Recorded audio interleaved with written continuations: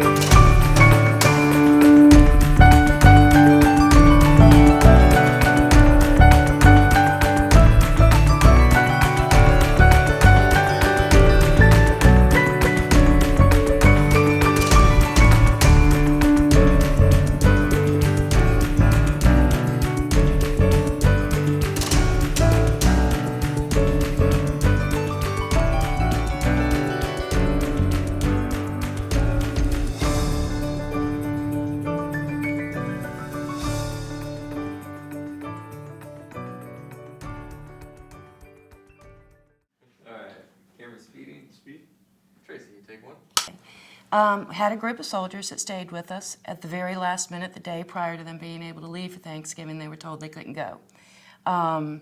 Listening to all of this in my lobby, again where my office is, it just really made me sad because you've got children and wives and mothers and fathers at home waiting for them to come home to be with them. You've got soldiers that have been with us for months on end that want to go home and spend it with their family, and they were told that they couldn't. I called my owner and I said, I've got to do something, we've got to do something. And he said, do whatever you need to do. He said, you got my support. So I went out and I told them that we were gonna have Thanksgiving dinner. All of a sudden everybody said, well, my granny makes this, can we have that? My uncle makes this, it's a tradition, can we have that? And it just evolved. And so the first Thanksgiving, I guess we served about 30 people with those soldiers there. As the years have progressed, I have quit having Thanksgiving at my own home. Every year I do it with the hotel. For any of the guests that are left behind, I have engaged my children in this and my husband, and it has brought such joy to me, being able to serve them, but also teach my family. And it's better than going to a restaurant. Even on Fort Lee, which is where they're stationed, are charging these people for their meals, and they have to dress up in their dress blues. You can come down in your pajamas, I could care less. Just sit down and let's eat together.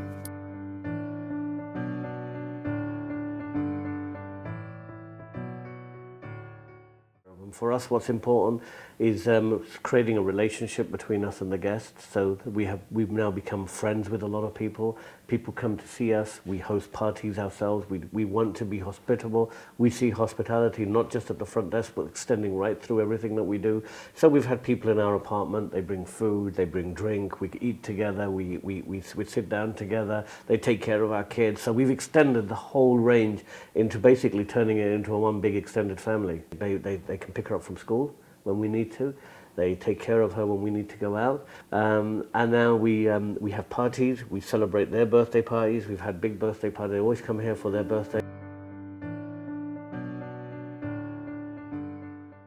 We have a group from Japan that comes in every year during the Masters Week that takes about 45 of our rooms. They cater to their customers. They serve them 3 meals a day. So we did put in a kitchen that accommodates, their needs, and the cook. 3 years, and we finally got them and probably have them for life. As far as a memorable moment or something like that, I mean, really wasn't nothing that we did or anything. Basically, it's a group that comes during Master Time, and they're from Tokyo, Japan. And when all that stuff happened in Tokyo, the tsunami and all like that, at first I thought they were going to cancel. But when those people came, and you could see in their faces of what they went through, I mean, it just hit me hard. I mean, they could go stay anywhere they want to, and they have. I mean, like she said, they stayed at the Marriott. They had them for a few years. And something was missing there. It's not so much the building. Yeah, that's got the cleanness, all that good stuff, and 14 pillows on a bed and all that other stuff that they want you to have. But it's what's in the building. It's the people. And I think that's what this group's seen. That we do, and I'm not just with them, but with everybody. With everyone. I mean, it is the staff. Okay, motor coach on its way to Mackinac, 46 guests, and they arrive at the hotel. Woman is having severe chest pain, and she called 911. EMS shows up. They move her to the hospital, transfer to another hospital, end up doing surgery. And this woman's roommate who was traveling with her, I'm going to have trouble and I need to rent a car. Without thinking, I said, there's really not a place to rent a car here. Here's the keys to mine. So I tossed her the keys to my car, and she looked at me rather strangely and said, you're giving me your car to drive 45 miles back and forth to the hospital? I said, sure, use it as long as you need. And as she was going to leave with the keys, I said, by the way, I need one more thing. How about just a copy of your driver's license so I have some idea who you are, and in case it never comes back.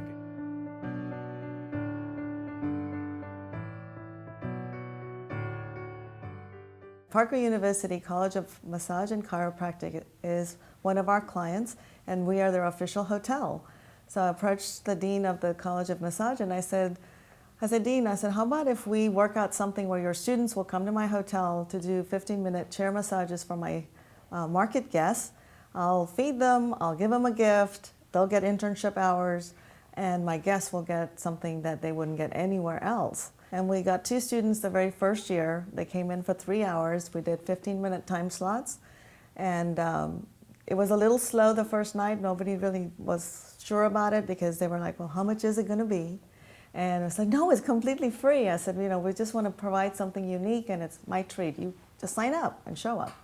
So first night was slow. Second night got really busy, and third night was just packed. We couldn't get enough appointments.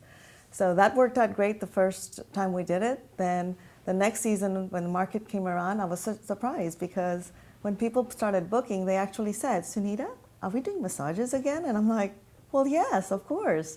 And so that's how it started. And so something that started with just an idea of trying to take care of our guests has turned into something that is now a big deal to my market guests, and other guests that are their friends that are staying at other hotels are starting to be intrigued by this idea, and they come to see us, and they'll be like, well, I want to stay with you now because will I get a free massage? I said, of course, if you sign up. So it's been a very, very positive thing for us, for both helping the college and also the market guests together.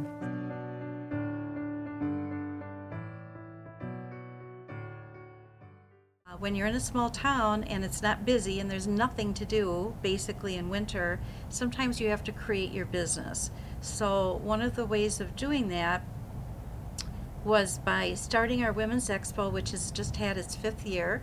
We do it in January for a weekend. We close to outside business, and we book only women who want to come and experience the expo. So what they do is they check in on Saturday, they stay overnight. We have spa services for them for fee. We do have classes and demos that they can partake in. We have a mini mall in our breakfast area, so they can shop till they drop. We feed them lunch and we feed them dinner, we feed them breakfast in the morning, we have entertainment in the hotel, and it's interesting, in a smaller hotel you utilize every space. So where some people think you're crazy for doing it, it's wonderful. We had 40 rooms booked, and I had 42 total, so I was very proud of that. Don, what do you think about the Women's Expo? Well, being the token male there, it's kind of pretty much a blast.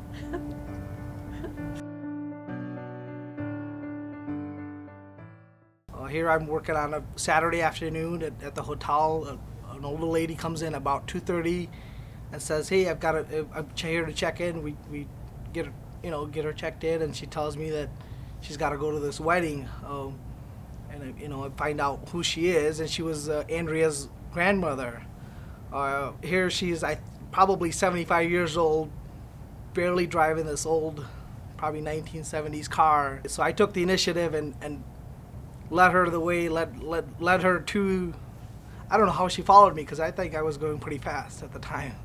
But I led her to the wedding, and to that, Andrea really, every time I meet her, she reminds me of that situation. This was just, it was a nice courtesy. I would have done that for another guest if that was the same. It wasn't because Andrea was, I knew her or anything like that. It was just a courtesy. I would have probably done it for another guest if that was the situation. I still have the account. She still works at Brunswick, and I still work at Baymont and we have, I don't know, 7-8 year relationship just based on that, and I have probably thousands of dollars worth of business.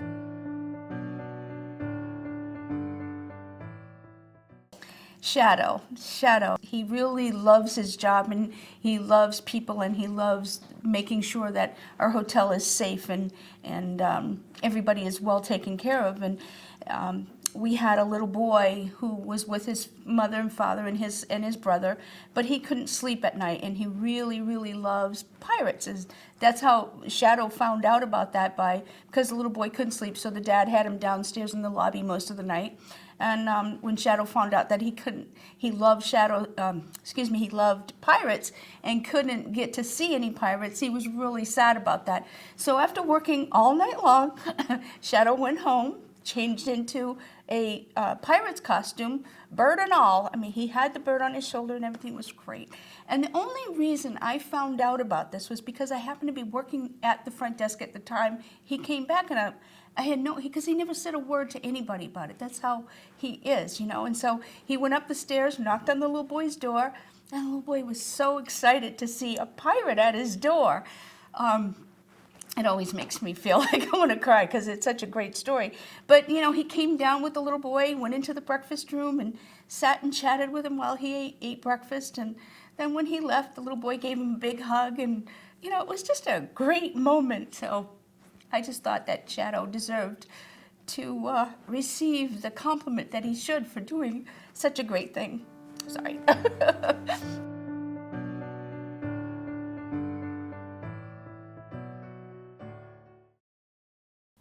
About 6 months ago, we had an elderly couple check into our hotel.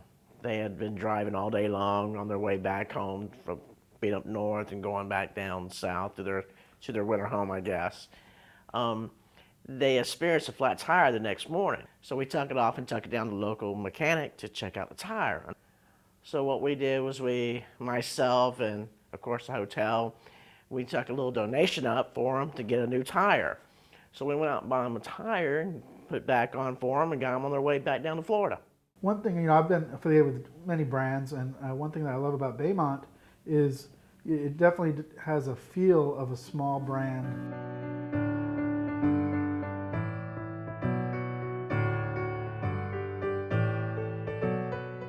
I happened to be on property late one evening, and the desk clerk called me and said, Mr. Keene, I really hate to bother you, but you need to come to the lobby. There's been an accident. We had a guest that he and a work companion, and they were crossing the road. And unfortunately, the gentleman was hit by a car. And the traveling companion that he was traveling with, they were just work buddies. And she was totally distraught, had this look of shock on her face, but totally lost. I walked over and introduced myself to her. I said, you look like you need a hug. All of a sudden, tears. It was just, it's one of those moments that you'll remember forever. Gabby called me probably 3 times during the night that night. I was getting daily checkups or telephone calls from Gabby from the hospital, and she would always end the conversation with, I think I need a Fred hug. And I still get telephone calls from Gabby once in a while saying, I feel your Fred hug today. That kind of makes it worthwhile.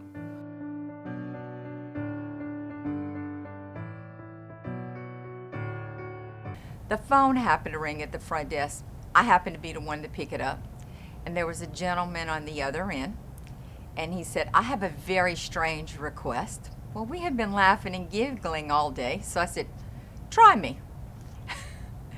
And he said, I need 6 extra pillows. And I went, okay, give me a little bit of time. Can I ask, what are you going to use this for? And he says, yes, we have a 5-year-old in the room who's never had a pillow fort.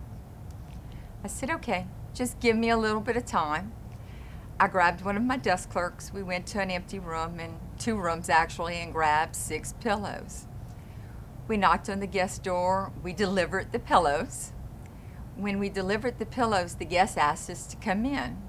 When we walked in, we found the 5-year-old, his name was Julian. We found Julian sitting in the bed with the 4 pillows around him. My desk clerk, busily, we hand her the pillows. She jumped in the bed, on the bed with him, and they started building a pillow fort a little higher. And I stayed behind. I was talking to Dad and his uncle. And on the way out, I said, you know, this fort needs something. It needs a flag. And all I did was I found a pole on my housekeeper's desk, and I just simply tied it onto a little pole, so you can imagine. And the next thing I know, I'm knocking on a guest room door, and he invites me in, and that little 5-year-old's face lit up.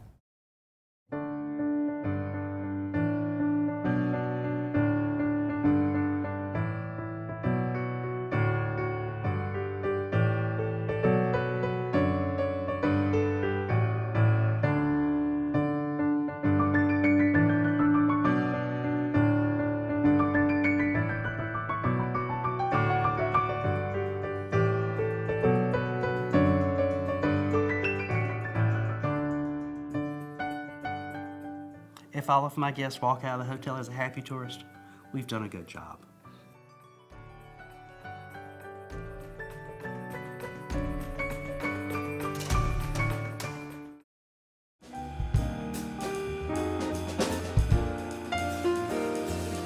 Lisa Goodwin, take 353.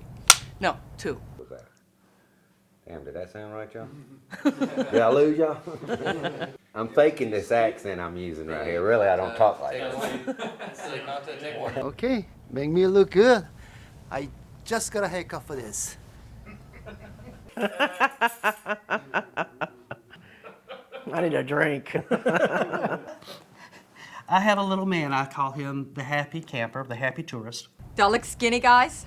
You know, y'all guys, y'all need to make me look long and lean. I don't want to look fat, okay? Oh, yeah. Gangnam style?